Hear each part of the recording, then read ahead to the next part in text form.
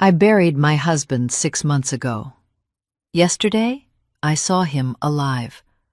I had stood at his grave until my legs went numb, until the cold stone beneath my fingers felt warmer than my own skin. 6 months of mornings waking up to silence. 6 months of nights clutching the side of the bed where Thomas used to sleep. 6 months of learning how to breathe again without him. Or so I thought.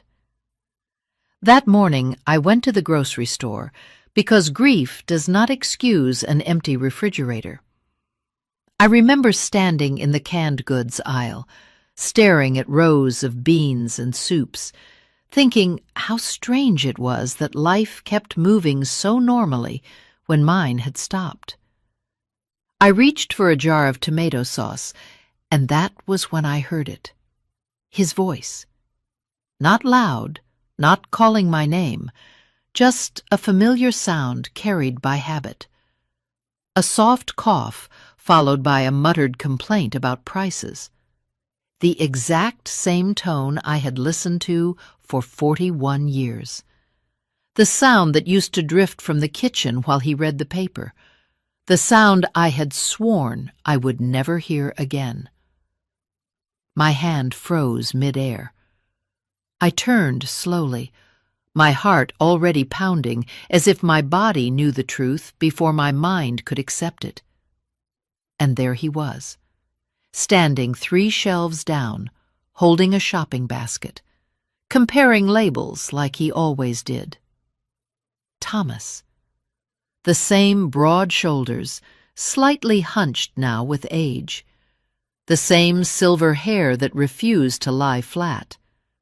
The same scar above his right eyebrow from the ladder fall he laughed about for years. The man I buried. The man whose name was carved into marble. I dropped the jar.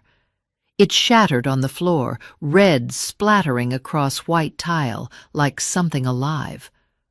People gasped. Someone said, "Ma'am, are you okay?" I did not answer. My feet were already moving. "Thomas!" I cried, my voice breaking apart as it left my throat. "Thomas, it is me!" He turned. For one terrible, hopeful second, I expected recognition. I expected shock. I expected his face to light up the way it always did when he saw me after a long day. Instead, he looked confused. Genuinely confused. "I am sorry," he said slowly, carefully, as if speaking to someone fragile. "I think you have me mistaken for someone else." The words hit harder than the sight of him. Mistaken.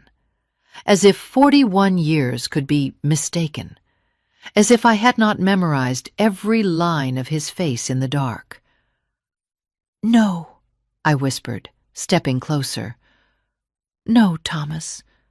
It is me, Eleanor, your wife." He took a step back. That movement hurt more than anything.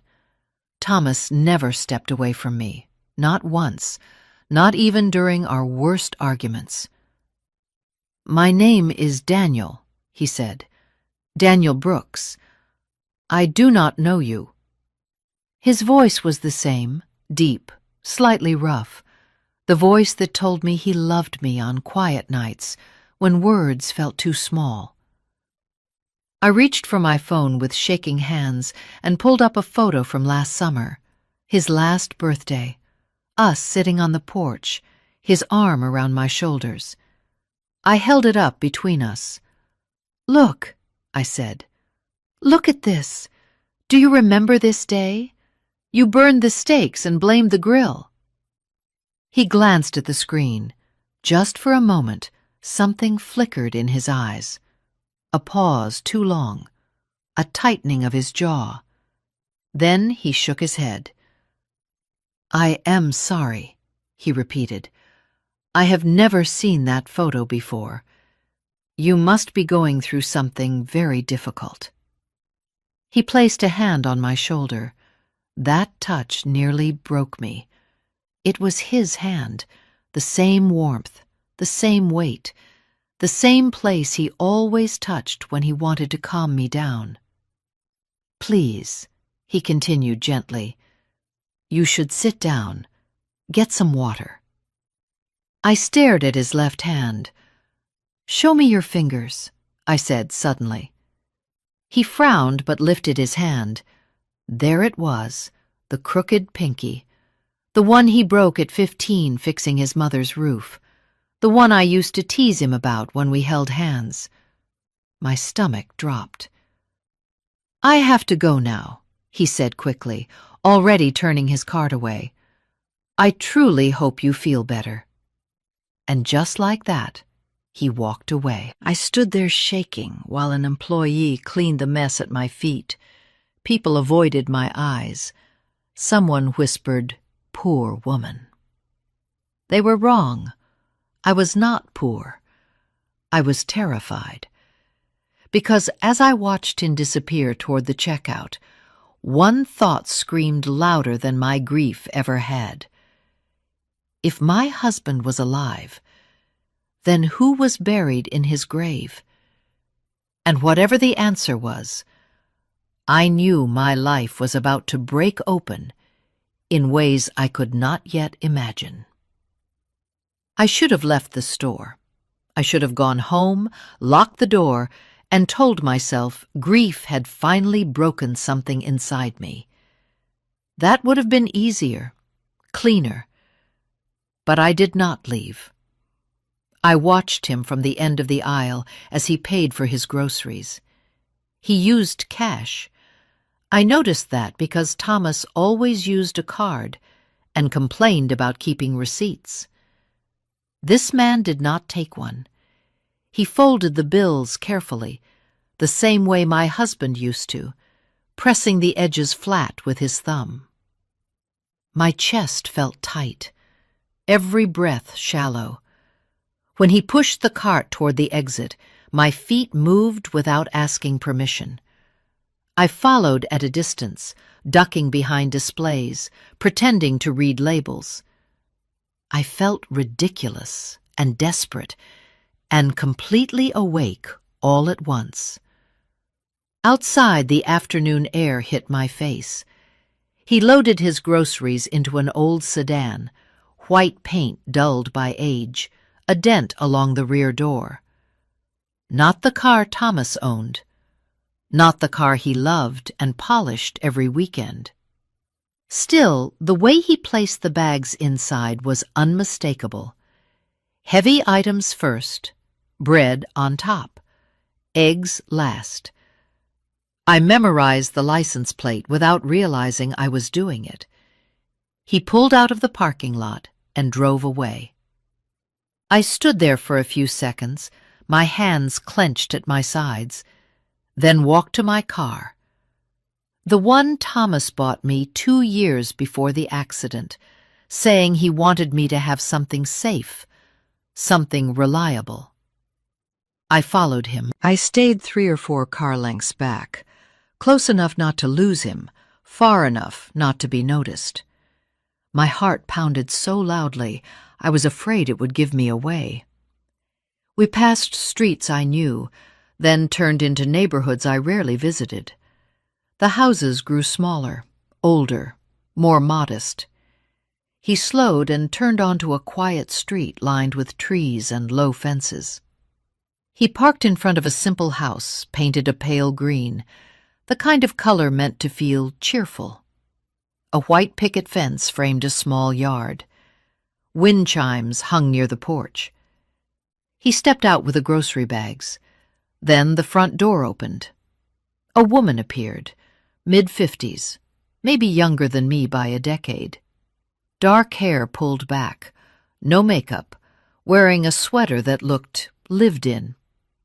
She smiled when she saw him.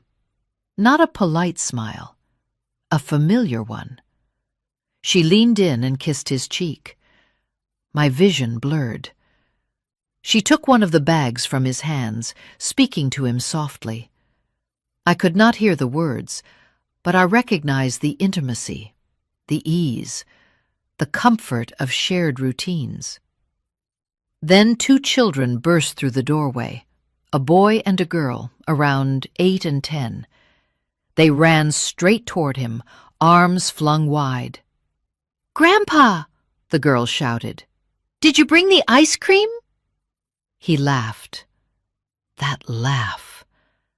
The sound hit me like a physical blow, lopsided and warm. The laugh I heard in our kitchen for decades. The laugh I thought I would never hear again.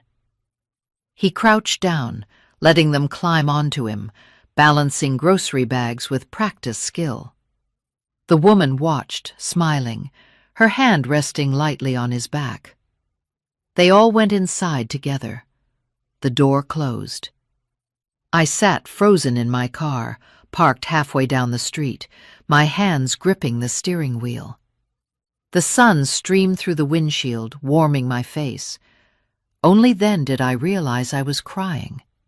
Not sobbing, not gasping, just steady tears sliding down my cheeks. 41 years of marriage.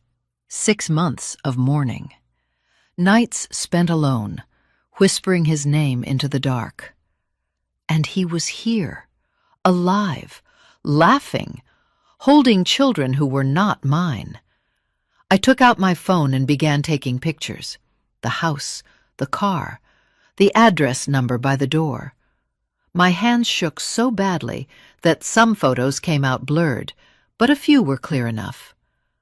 As the light began to fade, I started my car and drove away.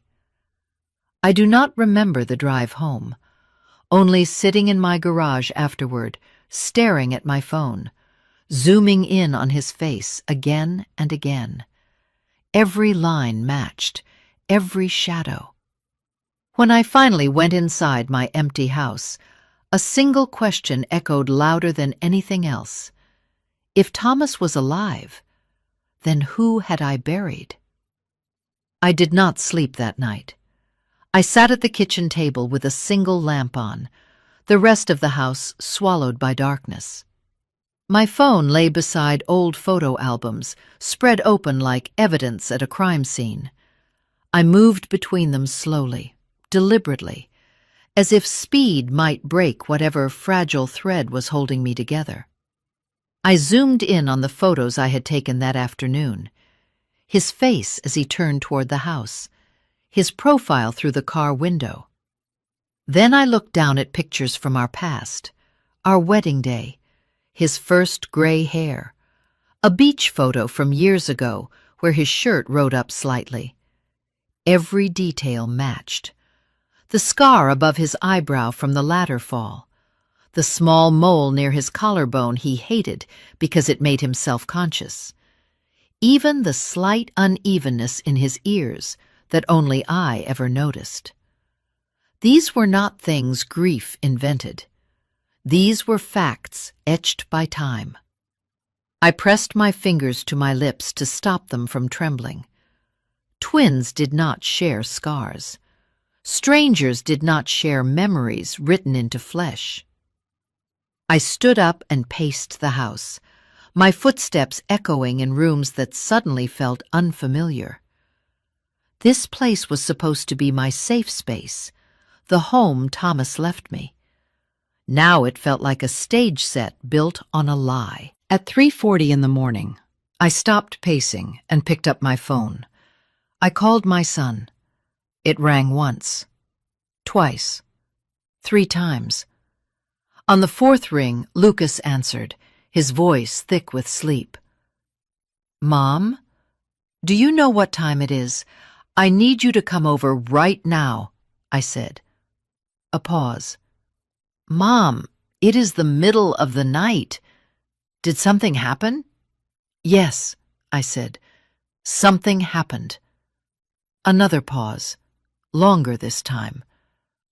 "Mom, if this is about Dad again, we talked about this. You have been through a lot. Grief can do strange things."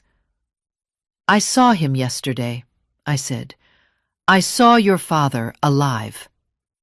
Silence, then a breath, sharp, controlled. "Mom, what did you take? Did you miss your medication?" "I followed him home, Lucas. I saw where he lives. I saw his family." My voice did not shake. That seemed to scare him more. "Stay there," he said finally. "Do not go anywhere. I am coming." The call ended. I went to the bathroom and looked at myself in the mirror. I barely recognized the woman staring back.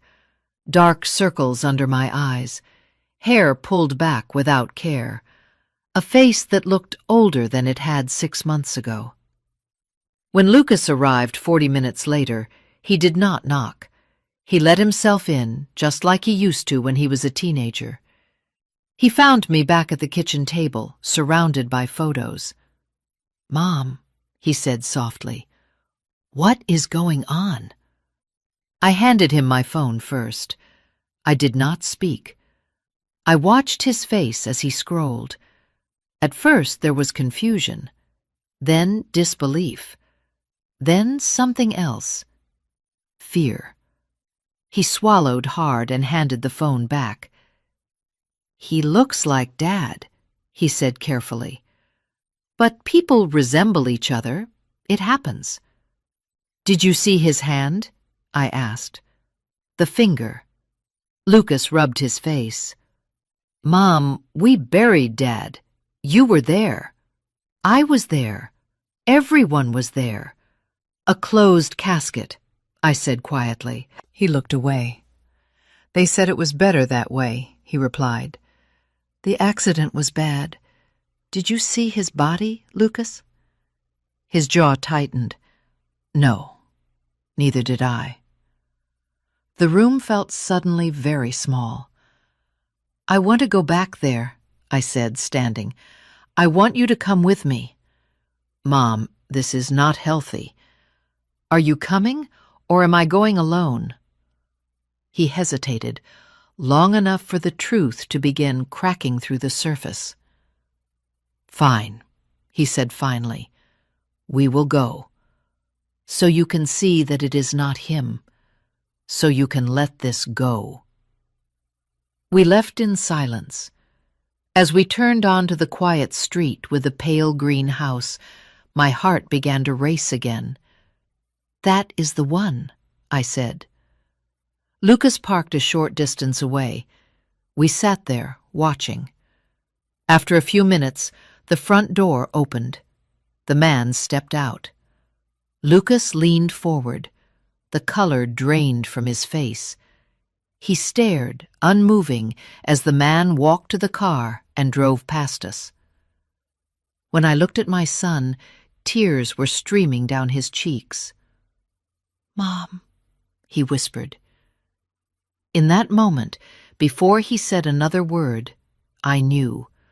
Whatever truth he had been carrying, it was finally breaking him, too.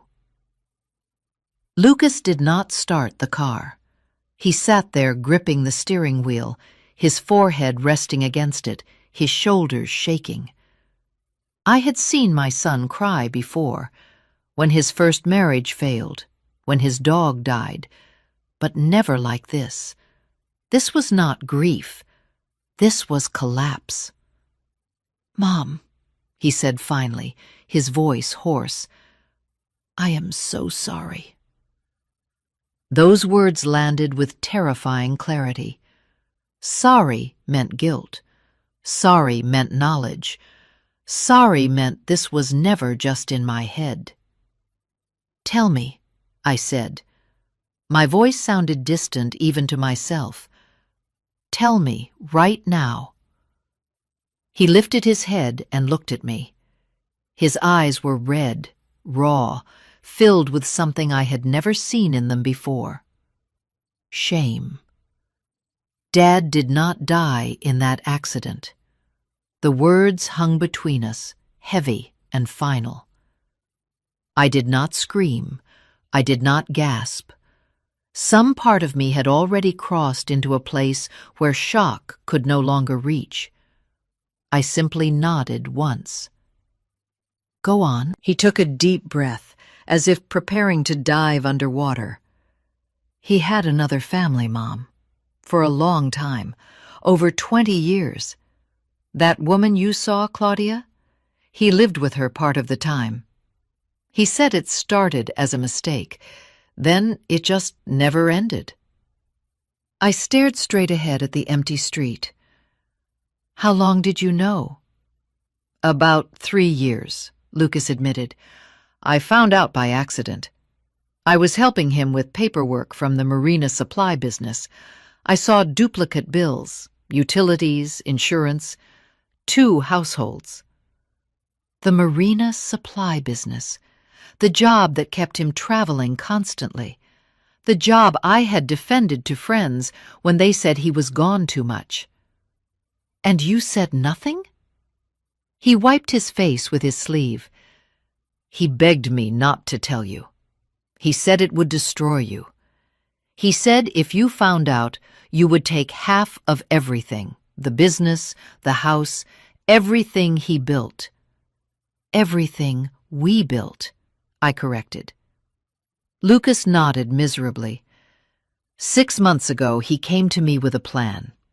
He said he wanted to end the double life and be with her for good. But if he divorced you, he would lose too much. So he decided it would be easier if you thought he was dead. My hands began to shake. Easier for whom? For him, Lucas whispered, and for me. I turned to him sharply. For you? He looked away. If he died, everything passed to me automatically. The business assets, the accounts. He transferred most of the money to himself first, under a different name. The rest came to me. I thought I could take care of you, give you an allowance, make sure you were okay. An allowance, like a child, like a stranger. How did he fake it? I asked. My voice was eerily calm. Lucas swallowed. There was a man, a homeless man, terminally ill. No family except a niece he never saw. Dad paid him, paid the niece. They staged an accident. Dad used his documents. The man died in the hospital under your husband's name. The body was badly damaged. The casket stayed closed. The world tilted. I remembered the phone call from the police. Lucas insisting I not see the body. The funeral I sobbed through, while people held my hands and told me how strong I was. You let me bury a stranger, I said. Yes. You let me mourn him. Yes. You watched me fall apart for 6 months. Lucas broke down completely. I did not know how to stop it once it started. I thought if enough time passed, you would heal, that it would be kinder this way. Kinder, I laughed then, a short sound with no humor in it. You stole my right to the truth. You stole my grief and replaced it with a lie. I closed my eyes, breathing slowly, carefully. Take me home, I said. Mom, we need to talk about this. Take me home. He started the car. Neither of us spoke on the drive back. When we arrived, I got out without looking at him. Mom, please, he called after me. I did not answer.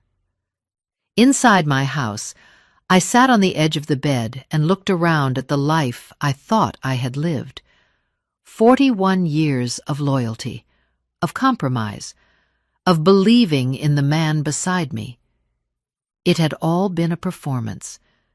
And now that I knew the truth, one thing was clear.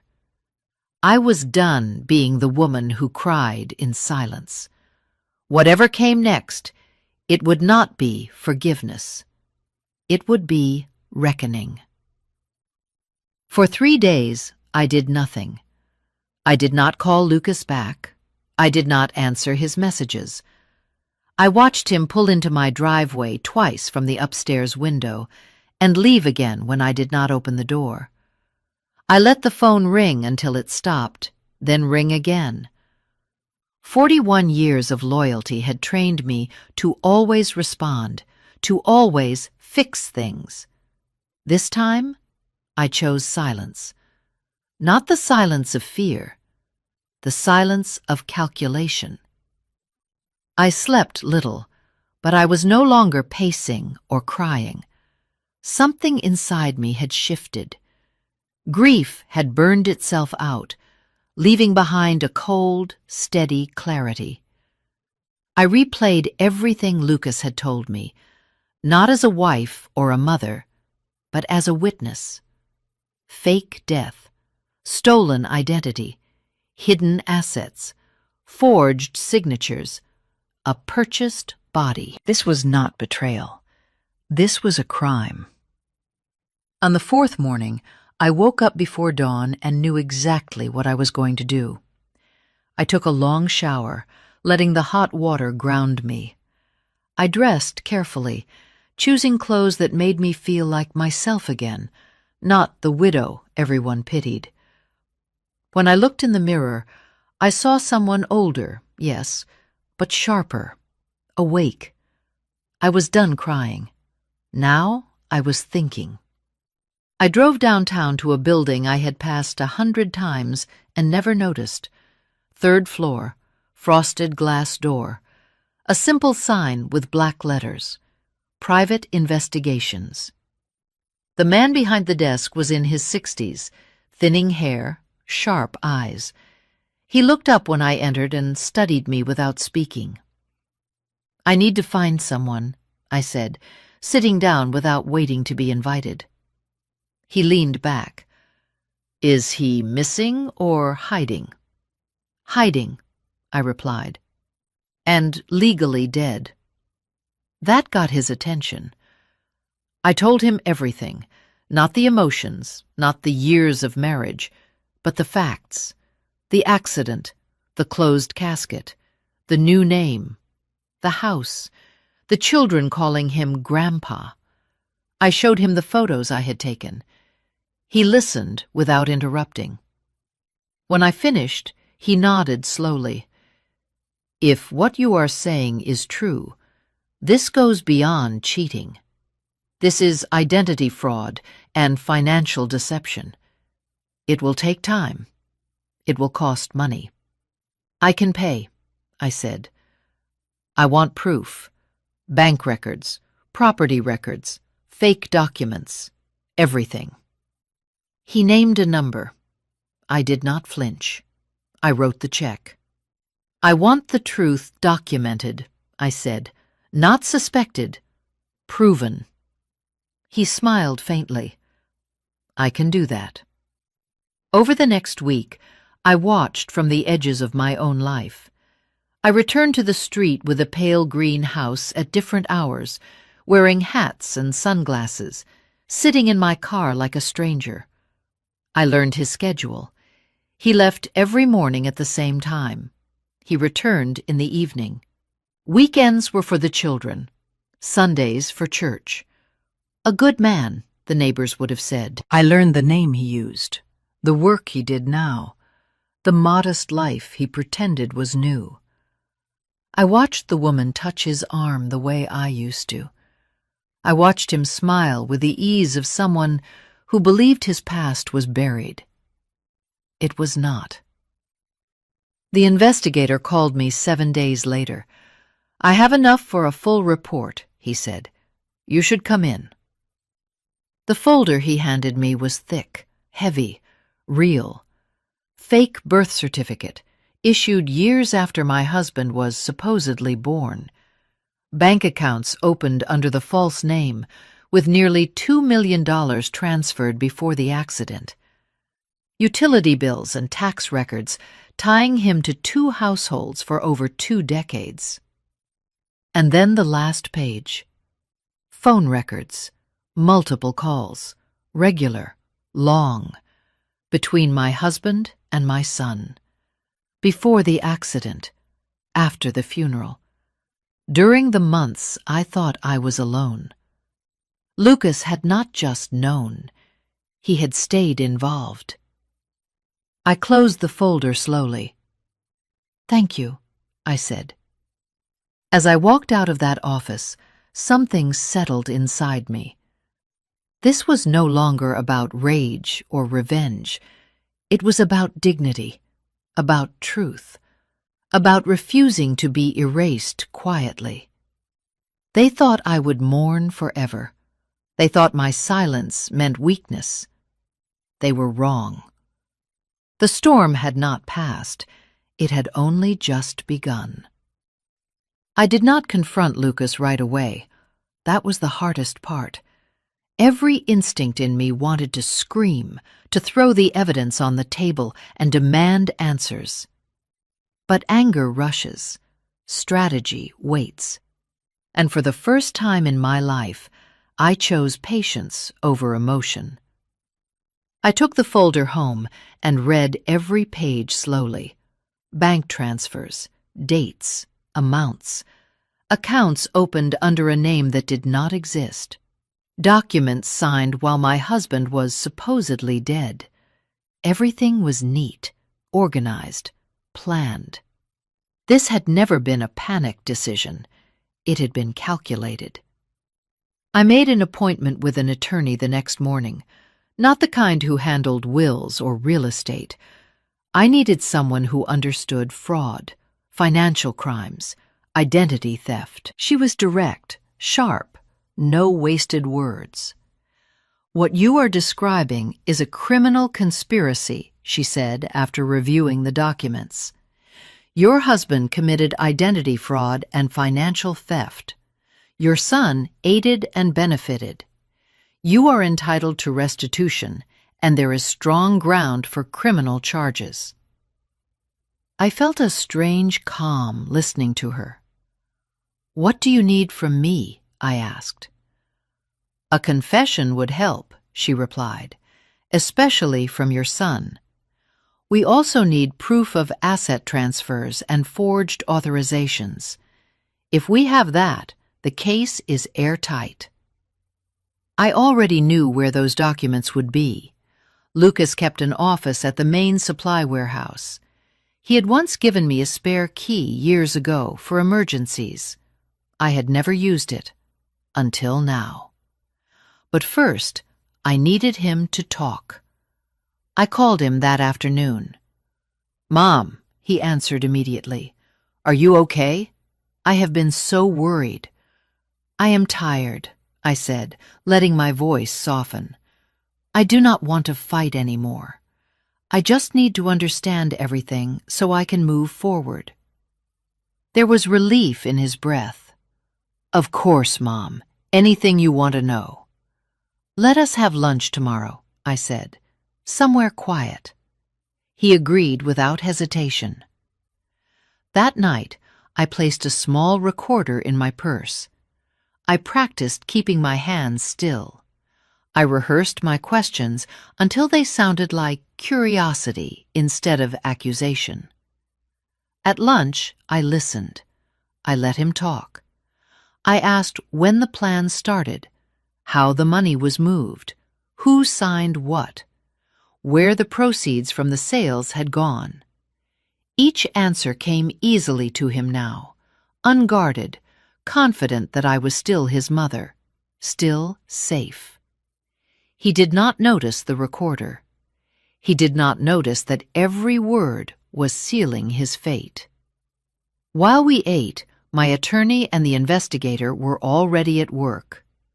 With the evidence I had provided, they secured emergency access to financial records. The transactions told the rest of the story. Forged signatures, unauthorized sales, funds wired into accounts Lucas controlled.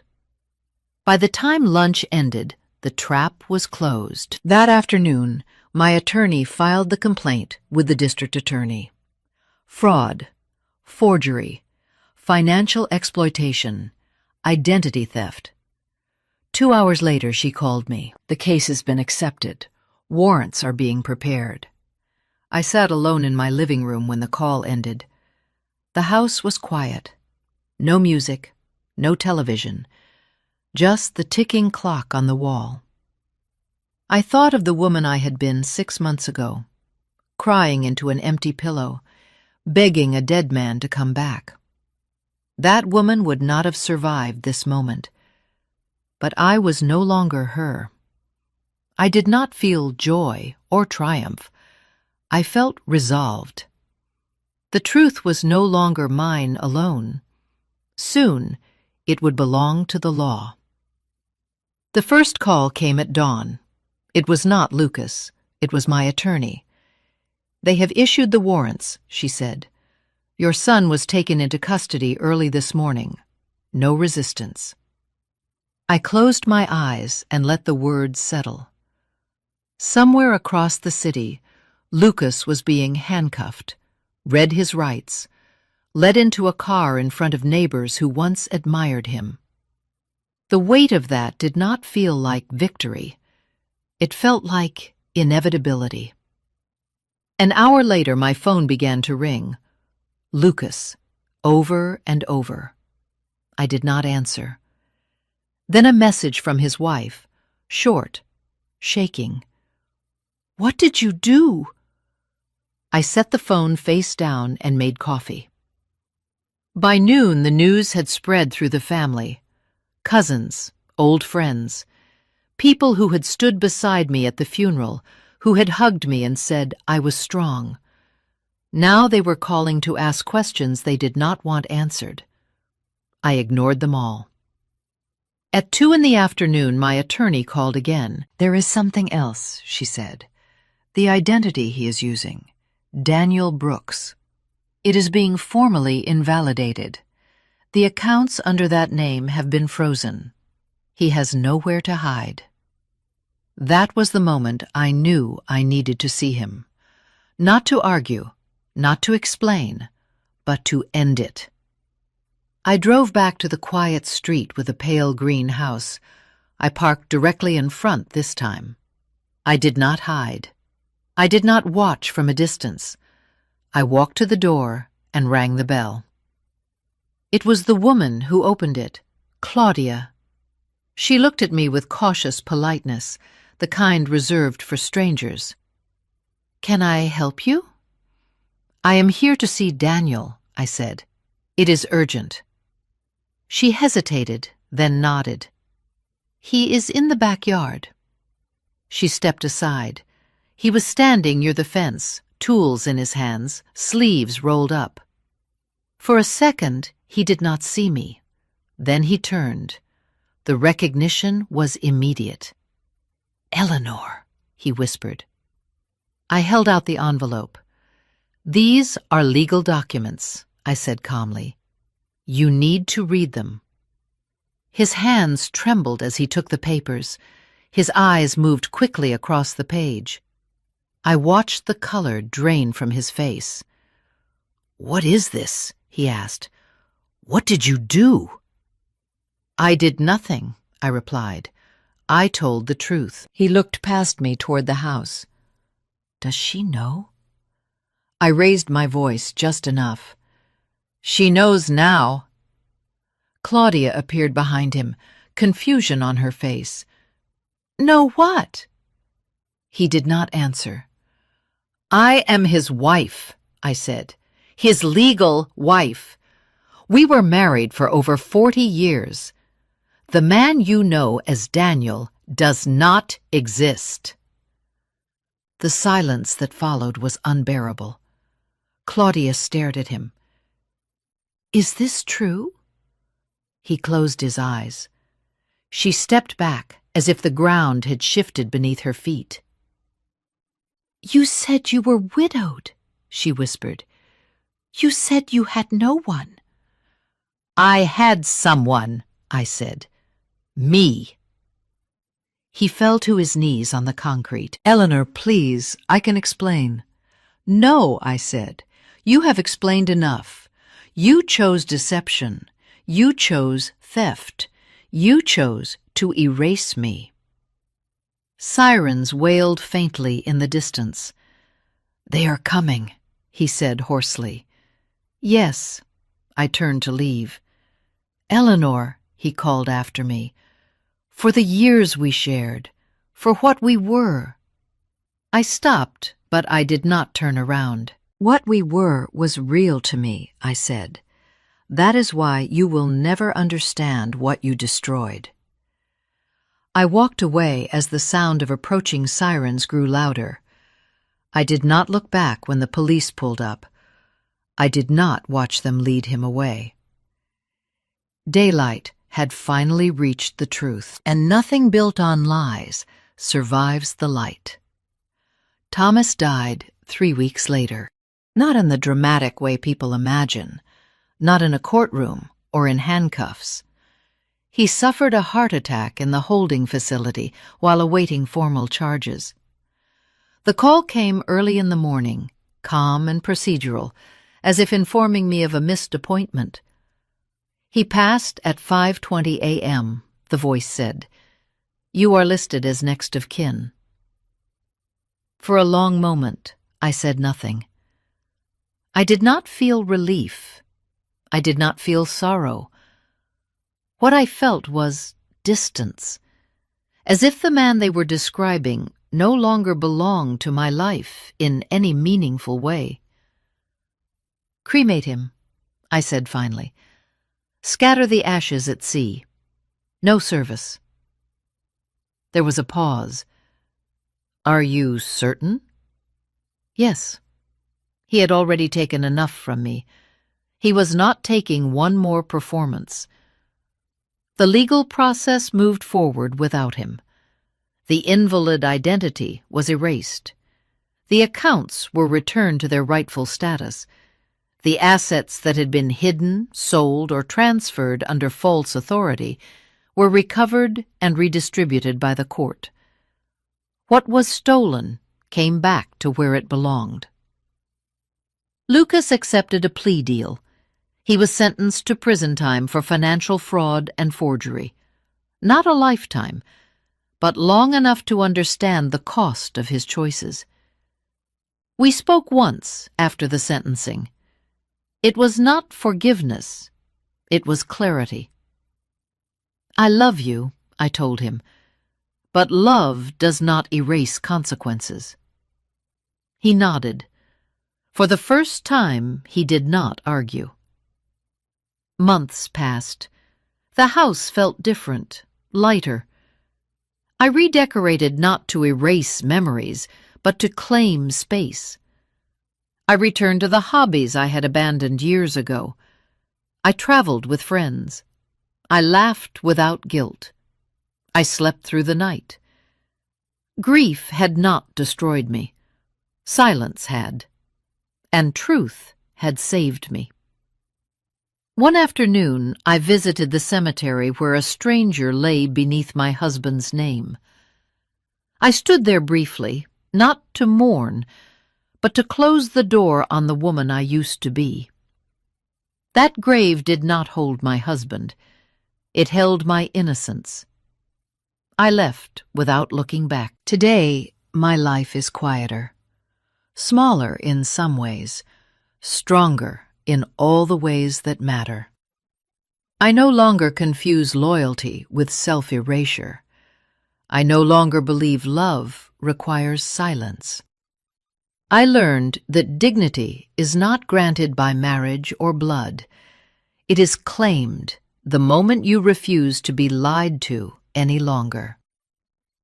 And I learned that even after betrayal, even after years of deception, it is never too late to choose yourself. That choice changes everything.